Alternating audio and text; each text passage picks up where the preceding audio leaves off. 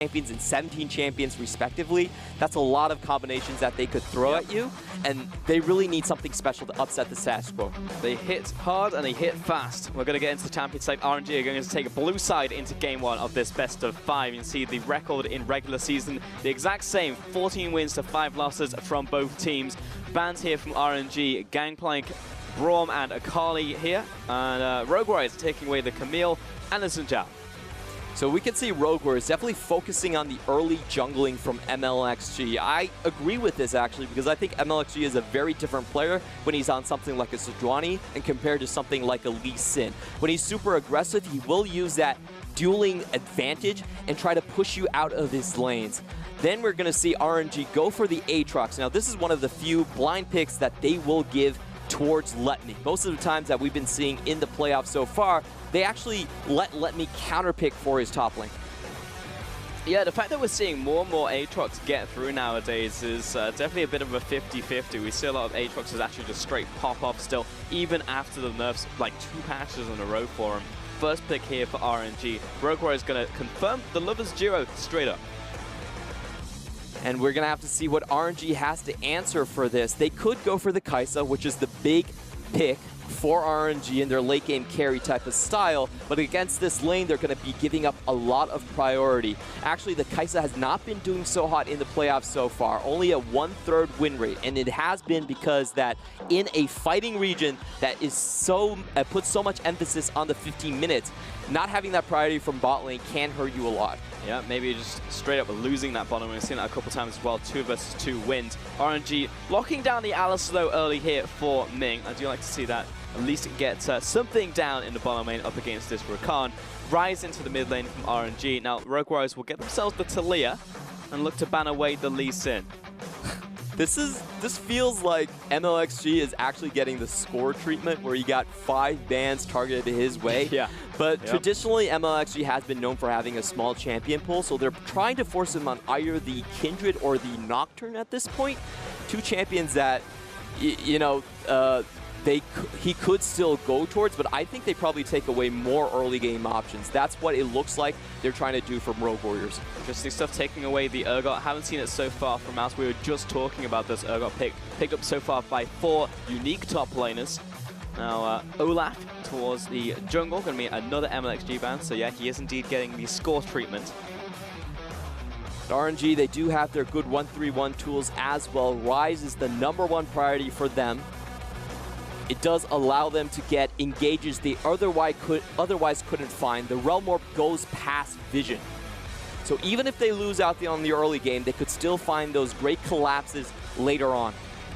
Yeah, and Galio will be the final ban there towards Doinby. So there's still a lot open for Doinby. Typically we get this far in picks and bans, and you've taken away the Kled, the Aatrox, all of the mid lane picks, but Doinby sat here and it's just like, I could pick anything I want. I could pick up the Kled right now, and in fact, he'll do so. And he's just standing behind his product. Rogue Warriors are going for their freight train strategy. There's 2 champions on this roster right now that they have a 100% win rate on, the Rakan and the Kled. They're going to find any engages possible, and MLXG is not really going to be able to slow down the early game because he simply is being banned out. They just need a Nocturne now, and they'll have the full roster of unbeaten champions here from Rogue Warriors. Zach's going to read the response, though, from MLXG. And we're now looking for an AD carry from RNG, all the way down at the end here for Abel.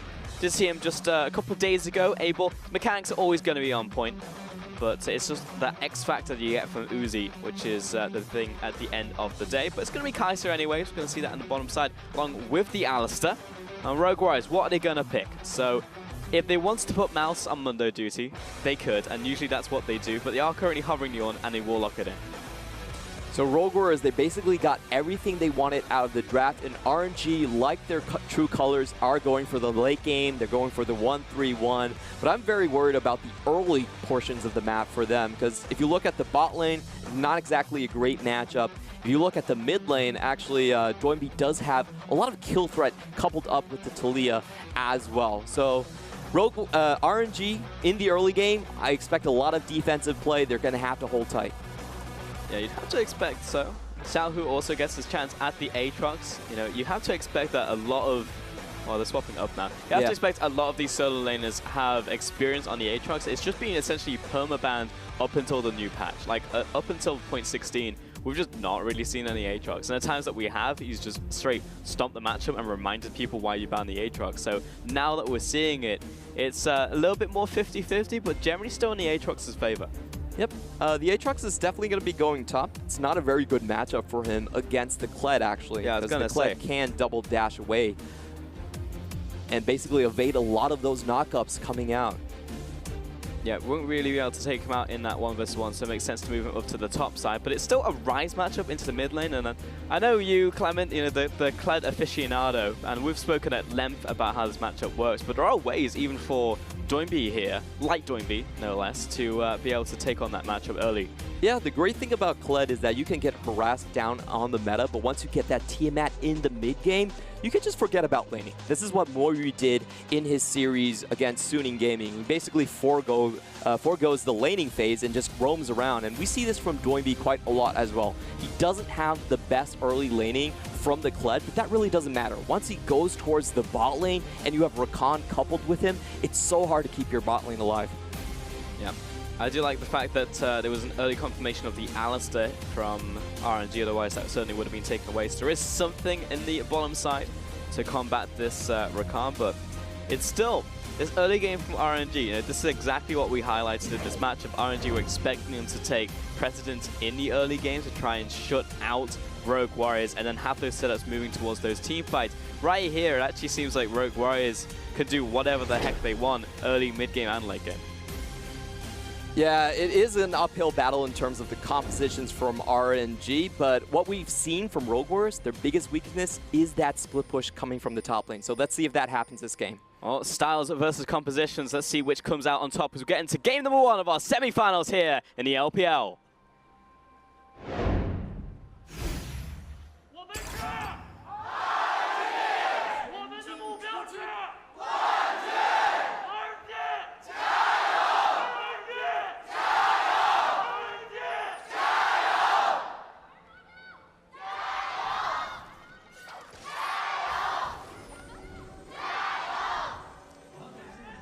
And pause. Unfortunate right here because Rogue Warriors is already going in for a level 1 invade. I actually really like that idea, trying to force out MLXG from entering the bottom side, and they can put more pressure early game. Talia is a great champion for ganking that bot lane. Now, do you think it's fair that RNG get 5 chance versus the normal 3? It is their home arena, so I respect it. It's, you know, it's what the fans want. It's they represented at Asian Games. They represented China. Gold they won the gold medalist. Yeah, they deserve it. And if you don't know their chance is, who are we? We're RNG. What do we want? We want to win the championships. They've been doing that through the entire split. This is RNG's potential for their golden year, where they've won every single tournament, gone to the finals, and reversed Uzi's silver destiny from beforehand. They're missing the third part, though. It's like, when do we want it? Preferably this year. You know? If they don't have that, then it could be far off into the future. This has already been the problem for, you know, Uzi. Yeah. It's because they never finished off the statement. It would feel really bad if Uzi wins his champion in the Ear of the Boar. Like, it would feel much better if it was Ear of the Dog and the entire way through. That's my year, by the way, Year of the Boar. It's the first time that Clement actually said Year of the Boar. Usually he reminds me it's Year of the Pig, but no, it is Year of the Boar. Year of the Dog this year for Uzi. His time to shine, won everything so far. And yeah, we've still got this invade going on from Rogue Warriors. Fuller should be able to take this one away. I'm not sure if well, they probably know now since SMLZ and Clue path right towards the bomb lane. Yep, Rogue Warriors, RNG did have a Raptor ramp ward earlier on, so they did know the level 1 invade was coming in. But because of the jungler dueling difference, we see that MLXG is actually only starting on his own side of the jungle. It is a question if he is going to be able to equalize the vertical jungling, or if Flawless can look for a triple buff start. Now, Doinby, one of our prolific Kled mids in the LPL, the original, the best. Doinby just knows how to make this pick work, make it work in the matchups, and make it work with the team as well. Gonna go with press the attack into the mid lane. Lots of squishy targets actually on RNG for him to pick apart. Definitely a better option there. If you're going into the top lane with tanks, Conquer should be the better option there. But we're seeing the early lane priority coming out from RNG, and MLXG is pretty comfortable in going up and taking away Rogue Warrior's red, probably. They should get the shove in mid lane with Xiaohu as well.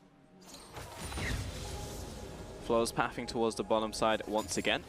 Managed to pick up 2 buffs on his side. Back towards the enemy jungle. Might be able to snipe away Raptors. All look for that mid lane gank.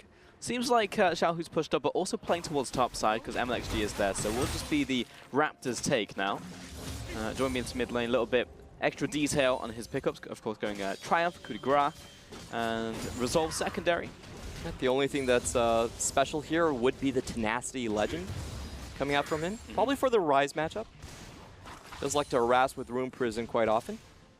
Yeah, this is a little bit awkward for Joinby. This is the hard parts pre-6 for him.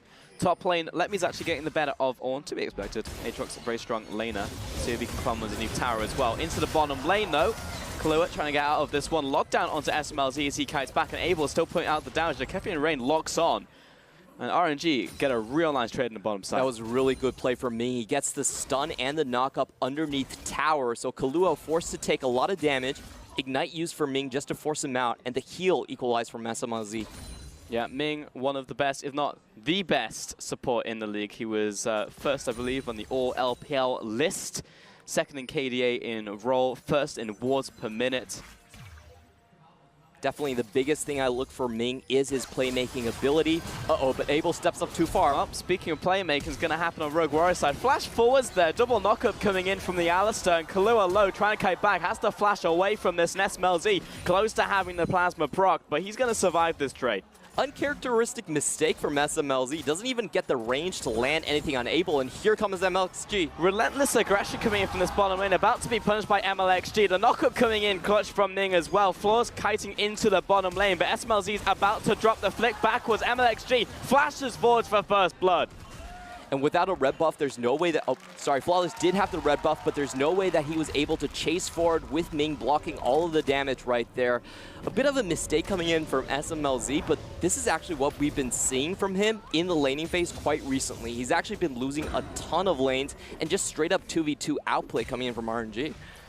And frankly, Rogue Warriors just tried way too hard to make that work. That was 3 small engages onto the bottom lane of RNG, and they were just like, there's no way a jungler could possibly path towards the bottom side after we stay past the river for a solid 2 minutes. Yeah, they do have the aggressive side of the matchup, but definitely overreaching in that last trade right here. Great start from SMLZ. They get the battle dance and all of the damage onto him, but the flash was really questionable because you could see Ming, he lands 2 straight stuns right off the bat and is basically able to chase them away from the entire laning phase. SMLZ still wants to stay around for more. They stay in.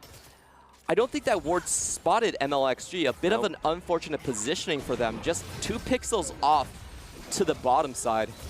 Yeah, and the reaction was good, but in the end, it's a kill onto SMLZ. A lot of resources burnt on the bottom side. I respect the attempt there from Flawless, but it's still first blood going over to RNG. Uzi is just cracking up right now. I mean, I don't even need to take to the stage, apparently. We're in semifinals versus Rogue Warriors, and bot lane's just kicking some ass. Yeah, and you also have to point out that the jungle pressure being torn away from the solo lanes also hurts quite a bit. The top lane already falling behind 20 CS. Take a look at RNG's stats right here. If they get the FB, their win rate, first blood, their win rate goes up to 70%. So definitely a good start for them. Yeah, but the times they get first blood, not very often. 48%, actually 10th in the league, which is definitely surprising. But this time, they managed to get first blood. So we'll see if they can make that the win in game 1 here in this best of 5. Top lane though, still hefty advantage over to Letme. Did have a gank while that replay was happening. But it's up to about 3 waves now. Huge on the top side. Mid lane, a wave advantage. Bot lane, assist advantage. I mean, there's a small CS lead over to SMLZ. But overall, RNG is getting the better of Rogue Warriors in this early game. Yep, but here is when Joinby does come online. He's already hit his level 6 and the Tiamat, so he should be able to shove in Rise a couple of times. And the #1 place he does like to look for those kills on the charge would be the bot lane. There aren't a lot of summoners there, so it could be a great chance for Rogue Warriors to equalize. And of course, a lot of the early game power, a lot of the early skirmishing power typically comes out from Joinby. It was surprising not to see too many bans thrown his way. You know, they took away the Rise. That's typically what Doinby does like to pick in early rotations. Otherwise, he does get the counter pick on red side. And then he exactly managed to just do that. Picks up the Kled. First dragon of the game goes over to Rogue Warriors. Still a laning phase, so going to be very nice for Rogue Warriors in their laning at the very least, but would like to get something back. Definitely still looking for hard control onto the bot lane. We talk about the Silk Road towards the bot lane in the LPL, and that's the path behind the red buff for blue side. You can see it's already warded up. Double control wards for this path, so there's actually multiple ways that Doinby could find himself into the bot lane. All they need is enough room for Doinby to actually operate and leave the lane. They wanted to do it before Abel gets both of his summoners. There's a chance right now, perhaps, Xiaohu moving over to pick up his blue buff. Then moving back towards the mid lane. Actually, Doinby moving towards the top side here. There's actually a push coming out from Letney, and Flawless is pathing towards the area, but it was a deep control ward, so Doinby will be stopped on that attempt. Yep, a bit unfortunate right here. We do hear Frost talk about this a lot. When blue side goes for their blue buff, it's a massive opening to go for the bot lane dive. But unfortunately, Doinby not able to find that opening. He did have the chance, but cleared out his red side for Flawless instead. Yep, took a lot about setup, and this is it from RNG. Stopping his plays before they really happen from Rogue Warriors. And the Rise matchup just means he's constantly been pushing up the mid lane until he goes back. Doinby's not going to find access into these side lanes, really. Bot lane, a lot of damage coming out from SMLZ, perhaps forcing out the ultimate here from Ming. Yeah, he's going to have to pop that one, so big ultimate down. Pretty dangerous situation for Kahlua. The Ignite was still held on to him. If Ming found that stun, it would have been over for him. And this is a point where you start to feel the power of Xayah and Rakan as a laning duo start to wane a little bit. Rakan on 8.16 did have his HP nerfed quite heavily. Yeah, they were pushing very hard to try and make that natural early advantage work, but kind of blew back in their face just a little bit from RNG. We're finding ourselves a bit of a more passive laning phase early game. I mean, really, we expect the Sparks to start flying around objectives around the mid-game towards second Drang, perhaps even Herald itself. That's where we really see the most action happen, specifically between these two teams when you look at them stylistically. We have to say Rogue Warriors' composition is a lot about priority and initiative. If they're getting pushed in most of the time, they're going to have to give up towers to maybe find the perfect 5v5 that they're looking for. So, you know, this laning phase is not going very well for them, and RNG are quite happy to extend this phase where the map is relatively closed off. They do have a lot of tools, Rogue Warriors, though, for an engage. So maybe playing on the back foot, they can't find that on the flank, but again, comes down to vision and setup from RNG. And bottom side, again, Ming's just stepping up. The ultimate bodyguard, no one can really get past him. Recalling on a ward as well, Flawless. Goes back to base. And this could potentially open up a gank opportunity for MLXG at the very least. Or for Ming to just instantly engage. He knows there isn't a jungler there. He actually placed down his Ignite very early. Still doesn't have his ultimate. They still step forwards. They're going to be good for now. RNG rather will take this opportunity to clear out vision in the bottom side river. Doinby sees them though. Kahlua chasing after Bear Trap on the rope. Lands. He's going to be put in Rune Prison. Ooh. Jumps back. Kahlua expends his flash for that. Doesn't really get anything. You could see the trade in the bot lane was actually a coordinated effort coming in from Ming. They had Rise rotating towards the bot lane as well. Wasn't able to get any traction or get Rogue Warriors to turn around and try to fight. So what are we waiting for right now from RNG? Because they're pretty content to keep farming. It's a Kai'Sa, so you just want to wait until the mid game, until it's got a bunch of farmers are about to hit those two icy power spikes. Oh, I think they're incredibly happy so far for RNG. The main thing I think they're doing really well is Xiaohu has been playing very calmly. He knows he has the teleport, so he's willing to let Doinby get the roams first. Oh, here we go. There's the charge. It wasn't bot lane, it was mid lane. And it falls, unfortunately, short. And Xiaohu will see this happening from a mile away, literally straight down mid lane, and just walk it back and recall. And Doinby's still level 9, so level 1 ultimate has a very long cooldown. Pretty much means that RNG is safe from charge plays for the next 3 minutes. Yeah, nothing's really going to happen, and it just gets even better for RNG. They're going to clear out the wards on their side. There was some shallow vision going in there right there from Rogue Warriors, but yeah, if you're RNG, you don't really need to do anything. It's just like bot lane's going well, mid lane's going well, top lane's going well. In fact, top lane is continuing to get better for Letme. He's now about 40 farm ahead of his opponent. No one's really visited the top lane. We had an early gank coming out from MLXG. Poked his head up there. Now he's looking towards the bottom side. Flash forwards, knock up onto the AD carry, put in the bounce house. That's a nice lockdown coming in from the Blade Caller, but here comes that Talia, locks everybody in right now. MLXG jumps out of that hot pot and Flawless looking to move forwards. There's the Ornhorn from long range, looking for the knock-up sidestep from Abel, but he's getting chunked down as he looks to retreat. MLXG, SMLZ with the kill, a second one to Flawless, and Rogue Warriors finally strike. And great reaction from SMLZ. He dodged out on all the skills coming in from MLXG. Did not get the slingshot and didn't get the Q either. So SMLZ was pretty free to dish out damage. And Mouse, with the quick teleport and the long-range Ornhorn, they're going to be able to secure 2 kills and the tower. Looking for the first tower. There it is. I was going to be close there because Letme was actually just hitting this tower all the way through that entire play. But Letme will get the second tower, and the push will be stopped from Rogue Warriors. So a little bit of tempo here over towards them, and the second dragon has also spawned just as they made that play. So what we were waiting for, all these tools to be used, but it actually wasn't coming out of Doinby. It was coming out of everybody else but Doinby. Here comes MLXG, not going to be taking this dragon under his watch. Finds the stretching strike. In comes Ming. Over the wall, Flawless has to flash, charge away from Mouse. Now RNG looking towards this dragon themselves. A lot expended just to secure that Ocean Drake. I'm not even sure it's particularly worth it, but they do force the enemy off. I felt like that was a good play coming out from RNG. I like the idea, but the execution was very far off. So 3 skills missed completely from MLXG's side, and you could see that SMLZ right here, he's able to dodge out on the impact coming in from the Zac, doesn't get the Q, and then MLXG has to use his ultimate just to get away from the play. Now, this was actually a very good timing for the top side as well. You could see Aatrox in the top side. He was in a back rotation. He was trying to get something, his Black Cleaver, in base. So, was pretty slow on the teleport as well, and Rogue Warriors just outplayed that initial attempt from RNG. There it is. That's what we talked about from Rogue Warriors. Takes a while to come in, but it's just instantaneous, you know? Like, when you look at a lot of other teams, it's like, all right, set up around this objective. All right, let's get ready for the fight. But from Rogue Warriors, it's like someone just yells, we're going, and then everybody just teleports into the play. That's essentially how a lot of the engages happen from Rogue Warriors. More often than not, it works out for them.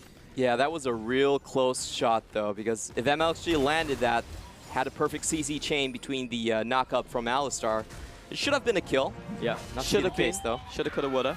Here comes Kled into the top side. He's locked onto Ming. He's going to hit him up. Instantly pops the ultimate, knocks him away, but right into his AD carry. Abel probably going to be a little bit tilted after one. He probably doesn't know who Ming's playing for anymore. That was definitely a Mata-esque play coming in for Ming. Headbutting the Kled right in front of the AD carry. But the question here is, can RNG actually get a better trade out of this? There are 4 members into the top side, but no minions underneath this tower. Oh, Mouse stops in his charge right there, pops the ultimate looking for the knockup. He's taken so much damage coming in from Letme. He's dead even before MLXG arrives. And unfortunately, he doesn't get the knockup from the second proc of the Ornhorn. Probably wouldn't have mattered anyway. But RNG should be able to equalize this tower at least. Yeah, and a Herald on top of that. So actually, quite nice trade here from Rogue Warriors, unless RNG are able to pick up something themselves. Mid lane, Doinby doesn't really care about Ming. He's going to keep on hitting that tower. He's actually tanking it. 3 tower shots, doesn't care. No, all good. Here comes Shelly setting up for this one. Meanwhile, MLXG charging up with the elastic slingshot, but doesn't really want to jump into 4 players. Sheeran's going to get her first charge, and Rogue Warriors probably escort this one in at least for a second charge, then look to back away. There you go.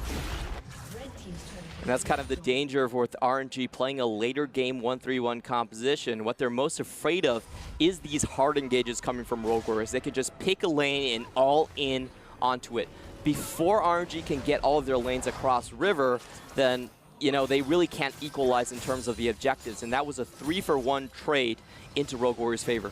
And it's really like clockwork. You know, you look at Rogue Warriors and you can be confident you're never going to see a game where they fall behind early and it's like they're going to play a passive game from here on out and then slowly lose the game. I've never seen in the history of Rogue Warriors organization for them to ever have done that. They always go, they will go down fighting. I've seen a lot of losses from them that would be like a 25-minute loss because they proceed to keep throwing themselves at the opponent, and I respect that. Oh, definitely. they're not dissuaded or discouraged about their early laning phase losses. We were talking about this in the pregame. Their topside in jungler statistically is actually the worst top and jungle duo in terms of gold. Like, they fall behind constantly. Their bot side, SMLZ, has not been having a great early laning phase, showing a lot of 2v2 deaths, but they always manage to come back somehow. And this is how. Like, I'm actually really surprised that RNG gave the majority of the tools over to Rogue Warriors. Yeah. This does really feel like testing the waters for RNG, seeing how far they can get away with the 1-3-1 just with their B unit. I mean, yeah, exactly. Like, the somehow is initiative and it's team fights from Rogue Warriors, and RNG definitely pushing their luck in playoffs. I mean, this is such a rare thing to see from anybody, apart from RNG. It's like, we could just shift the B roster, and they're still just good in terms of star talent. You look across the board, every one of these players is mechanically godly in their respective role. And I think for the most part, RNG and Rogue Warriors, a lot about brute forcing. Like, if you give the moniker of brute force down to like any two teams, it's probably Rogue Warriors and RNG. They just think that they're able to outplay you in the situation. They'll go for a 50-50% play and be like, well, the extra 50% is made up by how good we are. Yeah, definitely. That's a very common mentality I actually get from the Chinese players. But first of all, let's see if Flawless can escape. Takes the full wall. Yeah, small changes on Taleo on this patch. No longer gives vision, so didn't know where he was going, but he did know he was going. Yep, going back towards his own base should have been really safe right there. In the LPL, we talk about execution as part of the play. You know, in the LCS, a lot of times the coaching staff does come up, okay, this is the best play that you should strive for, and the execution is, even if the execution goes wrong, you should still have made that great play.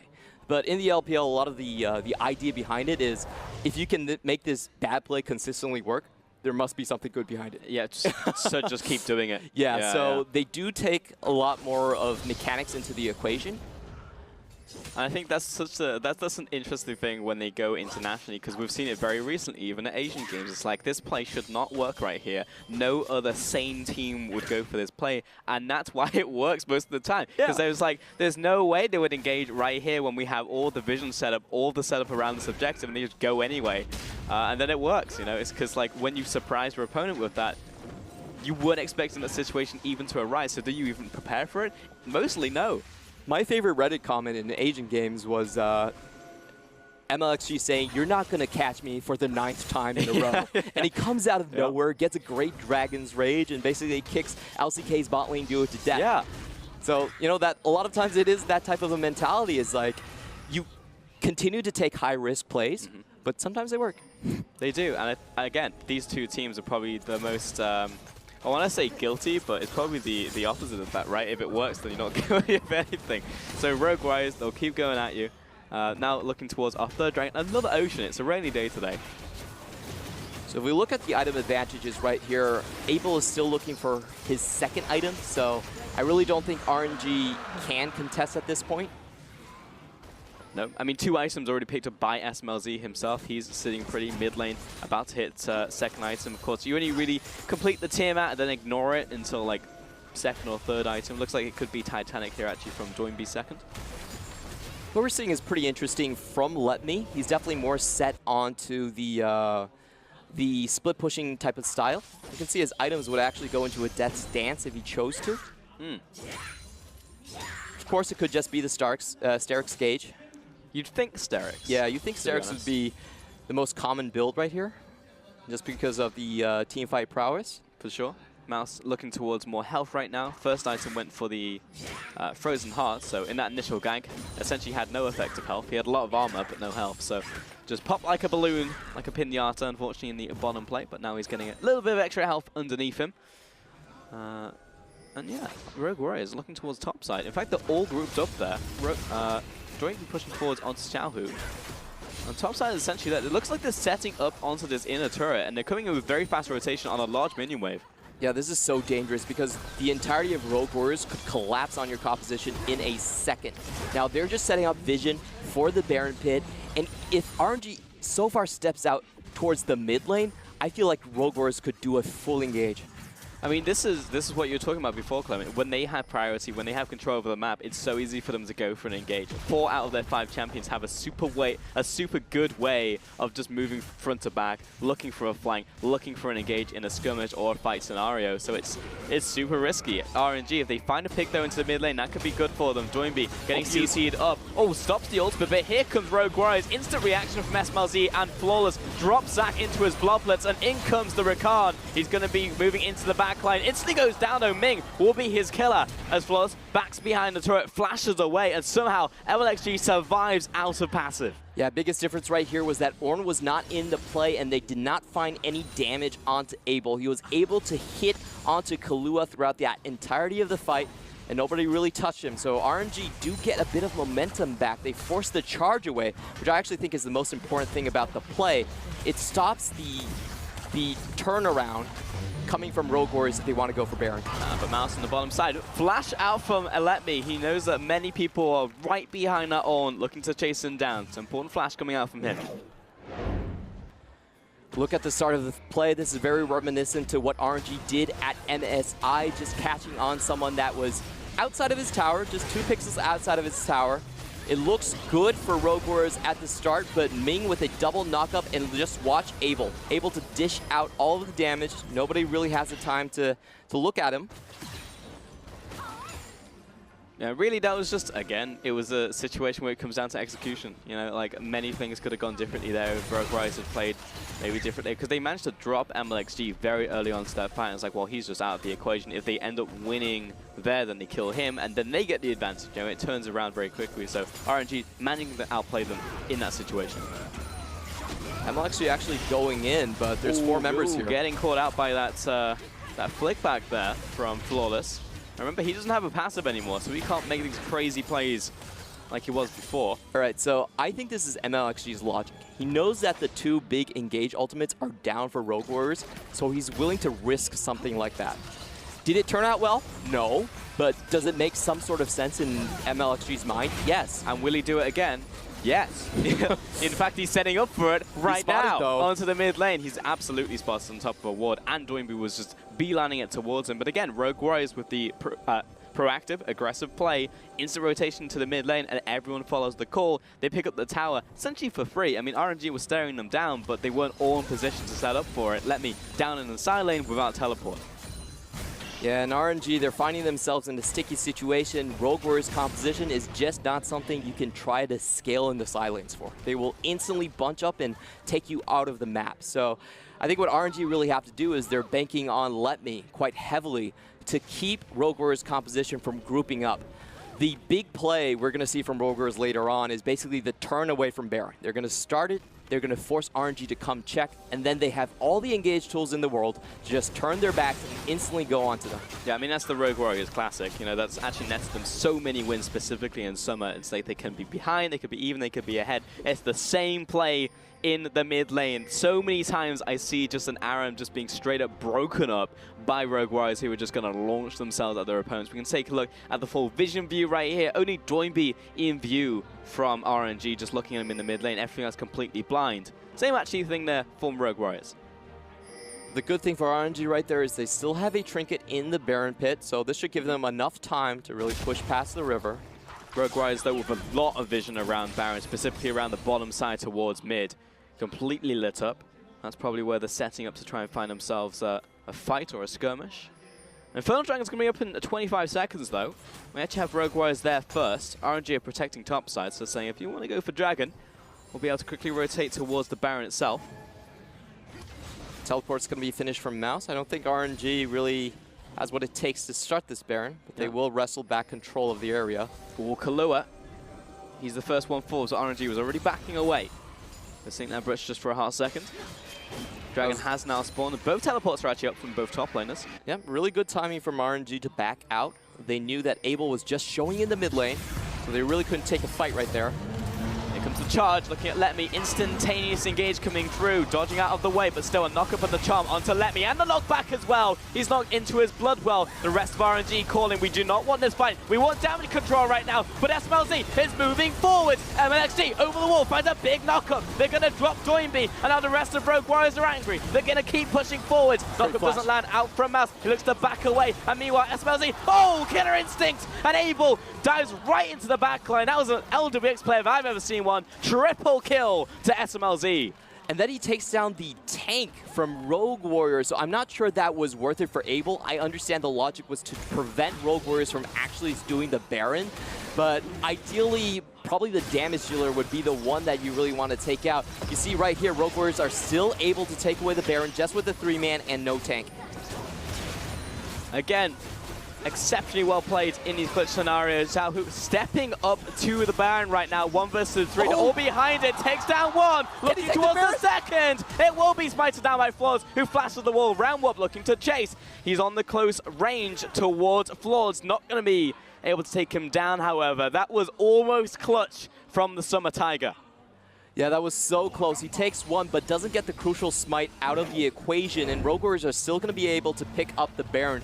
Now, this is what we really talk about Rogue Warriors. The turnaround is semi-global. It's so hard to get away, and Let Me was just 2 steps in front of River. He doesn't get to do anything this fight, but the equation still came out really close for Rogue Warriors. You could see SMLZ was hit with the initial stun coming out from Ming, but then he dodges out on everything from MLXG once more and is able to clean up the front line. Speaking of Abel, right before he went for this kamikaze play, the flash over the wall away from the Ornn charge, clutch coming in from him. Yeah. If you put him in these pressure scenarios, he will perform, but maybe diving into the back and killing himself, not the best, but you can see the amount of damage he put out in that fight compared to SMLZ as well. They were the major players. I was definitely surprised that that fight was so close for RNG because they basically got Let Me for free. And RNG still was able to trade, I believe, 4 for 2 in that scenario and even have a really good chance, a possibility of taking that Baron play afterwards. But overall, you know, Rogue Warriors to composition, if you give them all their tools, this is what they will do to you. And that's why Kled was banned for 14 games in a row in the summer split. Nobody wanted to give Doinby his Kled. And when it was given up to Doinby, he won all the games. I mean, I expressed my surprise, early on in this champion select when they were not specifically banning out Doinby, because this is the strategy employed by pretty much every other team in the league. It's like, take away his Kled, take away his Aatrox, make him play something like a Ryze that isn't just a tank in the mid lane, and then we're good. Then he starts innovating around the mid split. He brings out Poppy mid lane, he brings out Renekton mid lane, and say, well, apparently he'll just play anything. It still works, but right here he gets his Kled and he shows why it should be feared. Rogue Warriors now on the aggressor with this Baron buff, take 2 towers. MLXG is charging up for Elastic Sling. Don't know if you want to go for this one, buddy. Rogue Warriors just trying to sign up the paperwork, take everything apart from the inhibitors. Yeah, SMLZ definitely has very good calculations. He's always keeping his ultimate in readiness for MLXG just flying in, so really, they just haven't been able to target down this Xayah, and fighting front to back against the Ornn with the Aatrox right now is not a winning strategy for RNG. At the very least, the minion wave dissipates before it can crash into tower. 1 minute left on this Baron buff. We'll see if Rogue Warriors can take anything more than this. If they can crack open this line of defense here, it's essentially the final nail in the coffin here from RNG. They should be able to defend this, though. Rogue Warriors are just rotating from lane to lane.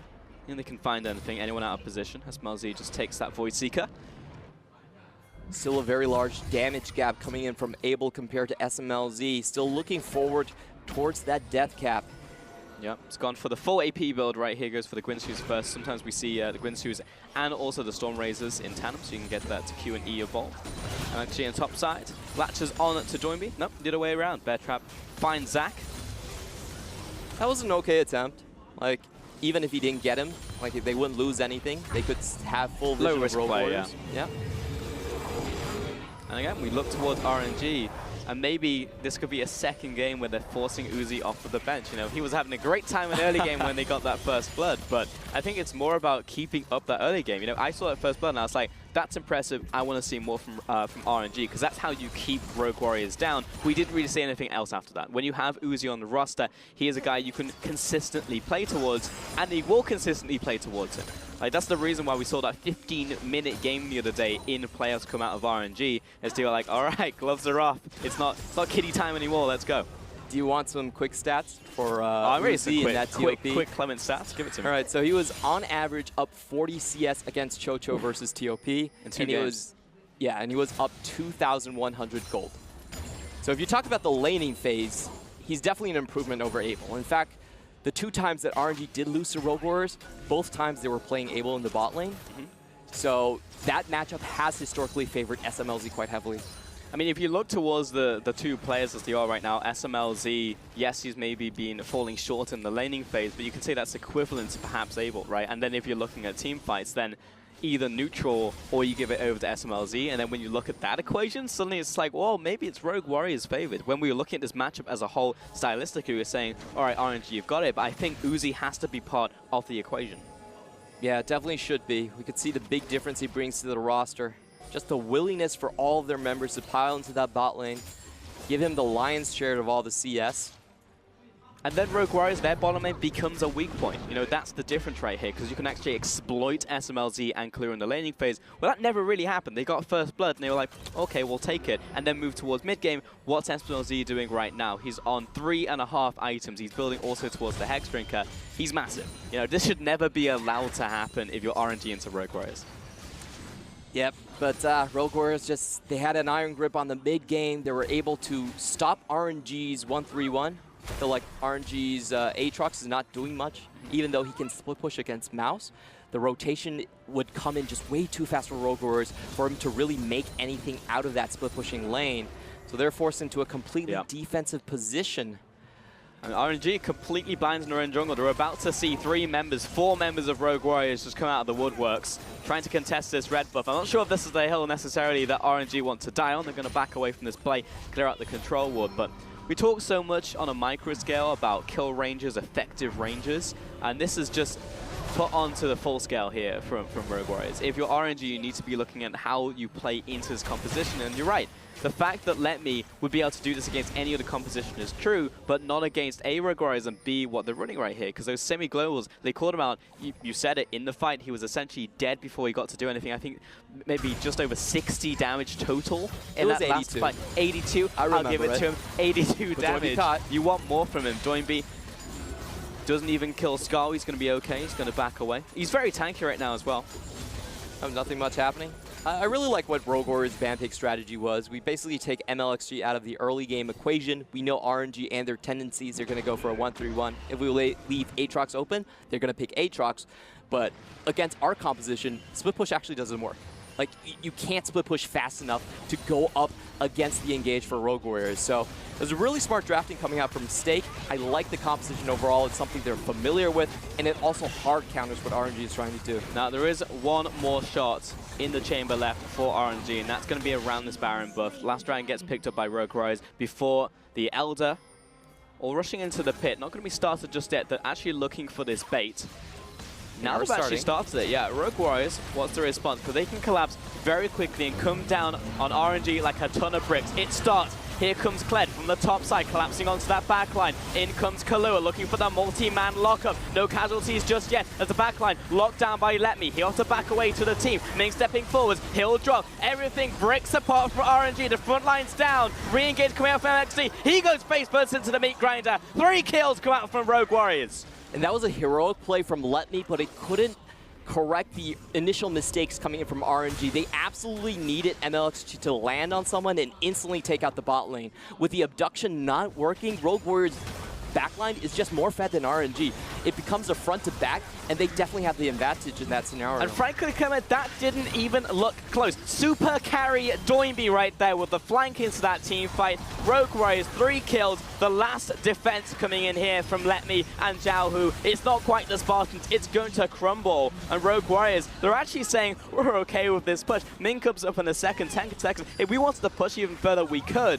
But we can go for the high percent play right now. They're looking towards this Baron and looking to back away. Heck, they could even even just fully reset. Yeah, I really like this turnaround from Rogue Warriors as well, not doing the KT route, which almost cost them game 4. It was hype, though. It was hype. It was hype, but it was one of those plays that you're very questionable. They see MLXG 10 seconds on his rebirth timer. They instantly turn around, go away. They know they can set up for Baron once more with the teleports. I just don't see a scenario where RNG start off the Baron and it going well for them into a composition like this from Rogue Warriors. They're trying to play around the ultimate cooldown windows, but if you look at the CD from Rogue Warriors, they're actually all up. They can just go for it again. I mean, an instant engage could work out for them on the front line. Doinby having to charge away from this, but MLXG, he's already dead. Throws out the Infernal Chains, but it's just a bounce house here for Rogue Warriors. They pull everybody back into the fight. Xiaohu goes into his perfect timing, comes back out, and his entire team is dead. Mouse rushes forwards, critical HP, but it's a critical win from Rogue Warriors. Triple to SMLZ. And Lemmy tried his hardest, but he couldn't put a dent onto SMLZ. Really wasn't threatened throughout that entire fight. The abduction went onto Mouse. Not really the target you want. The Ornn in the middle, even when he misses his Ornn Horn, it doesn't matter. They're still able to clean up the big team fight. And this was not only a compositional win, this was a perfect counter to what RNG likes to do. And Rogue Warriors, it was not even close in this game. They shut out RNG, and we'll take game 1. And what a statement match for Rogue Warriors. RNG, I felt that they knew what was coming from Rogue Warriors. Rogue Warriors didn't have to change a thing from the victory over Kingzones in Rift Rivals. It was basically the same composition, the same idea, but it was a lot of takeaway from RNG as well. They took away the Ornn, they forced them strictly into the 1-3-1 where they couldn't compete on the front-to-back 5v5 team fighting, and they just ran the map. Rogue Warriors saying, I demand to see Uzi bring the man forward, get him off the bench. If you want to win this matchup, you're going to need to bring your full-on firepower. Maybe even bring Karsa as well. Put Karsa into the jungle, Uzi into the bottom lane, and bring your full A roster. Because right now, this is not enough. Rogue Warriors coming out and saying, we demand respect. You cannot leave all of these picks open. Kled, like we were talking about, 100% win rate for this team. The Rakan was also a 100% win rate for Rogue Warriors. If you give them the tools, they're just too familiar with this strategy. On the other hand, RNG just trying to see how much they can go away with. I don't think RNG are going to be too sad about this loss, but it definitely shows them that you have to take things away from Rogue Warriors. I mean, I'm still left scratching my head just a little bit because we're in semifinals right now. You said it at the very start of the set. If RNG win here, they're just confirmed worlds. Yeah. Like, if there's any series just to straight up take seriously from game 1, you want it to be this one. It's not to say that Abel, MLXG, trying to actively int on the Rift, but if you want to put your best foot forward, it definitely looks like Karsa. It definitely looks like Uzi in the bottom lane with Let Me in the top lane. That has so far just been the straight up strongest 5-man. And that's something I worry about RNG because they're a team that is very momentum-based. You can see in their interviews, in their own discussions, they don't want to fall behind in morale, and they're actually putting quite a big risk to really feel out Rogue Warriors.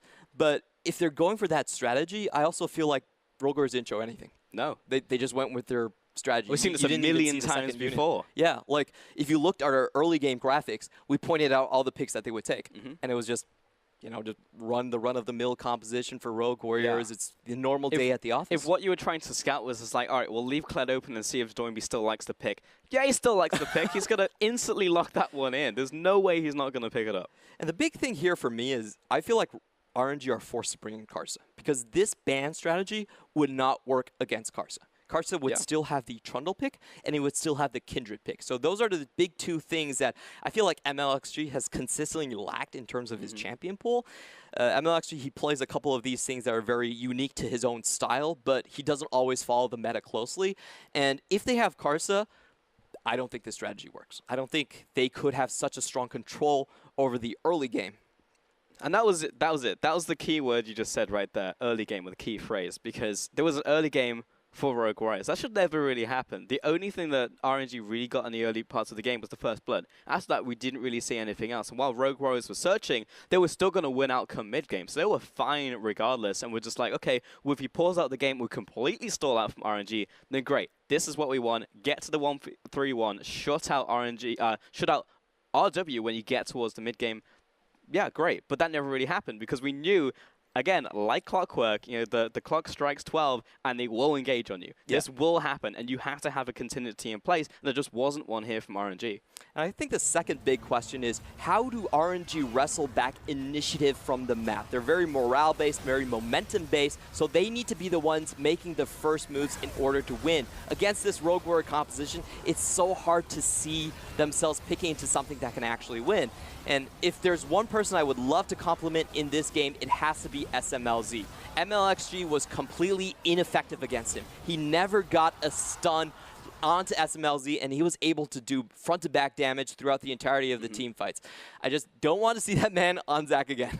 Yeah, that being said, in that fight right there that we just saw, that was probably the closest fight that we saw in the entire game. Yeah. And that was still a play that should not have even remotely gone well for RNG. But again, they will go for these plays because it's like, well, we have the better players. Put this into the equation. Now suddenly a 50% play or a 30% play looks like a 50% or a 60%. And that was very close. That was essentially a 4 versus 5 coming in from RNG. Yeah, if you looked at that team fight, I felt Ming and Abel definitely outperformed.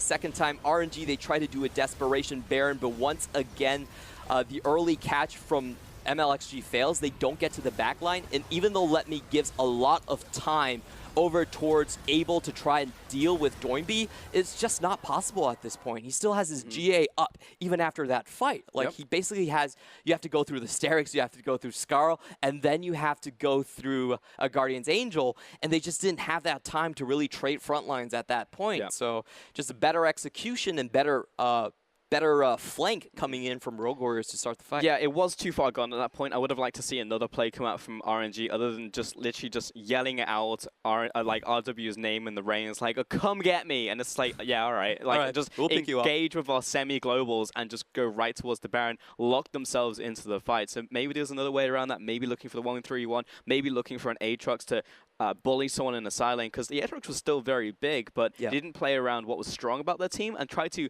essentially play into the Rogue Warriors game. That's what it felt like in this one, that RNG weren't playing to their style, they were playing to the Rogue Warriors style. Well, I actually think that RNG, this is kind of a typical draft for them. Like, you pick the Ryze, you pick the Kai'Sa, Yeah, you have no early game plan, and you just sit on your laurels and just hope that something goes well for you in towards the late game. And this actually has been my biggest criticism for RNG. A lot of times when they go for these late game 1-3-1s, they just don't make anything happen into the early game. And we are having confirmation right now. Uzi will be coming in for game 2. Okay, there you go. Uzi going to go down to the bottom lane, and that's important because he's facing down SMLZ, who will pick up our man of the match in this one, and he just had it too easy. Don't allow this guy to get out of the laning phase, get into team fights, and be full farms, because he will run away with the game. 158% damage to gold ratio, 40% of team's damage on the Xayah. Yeah, and his teamfight awareness was absolutely amazing. He didn't leave the ultimate for the Ming combo, but he always had it up for MLXG. They never found anything onto him, never a catch back into their own composition. And that just kind of proves that even when Rakan is severely nerfed, you can still run the Rakan Xayah with an extremely good result. Yeah, they first rotation that as well. I like the priority coming out from them. And it was just perfect. I actually love to see Rogue Warriors play from red side, because it means you can get the counter pick coming out from Doimi. You can get priority for SMLZ. It just feels good. I know that you were looking into win percentages globally across the board for different regions, but it seems a little bit ambiguous in a couple of regions, actually, including ours. Yeah, definitely. I think the big takeaways is that LCK is definitely more favored towards counter picks in red side. Well, NA, it's more about what composition you get, and they like blue side a lot more. For the LPL, we're about split even. Yeah, it's about the same as Europe as well. So we've got you, European Bresno, your finals are still going on. We're going to take a short break. When we get back, though, we'll be here with game number 2.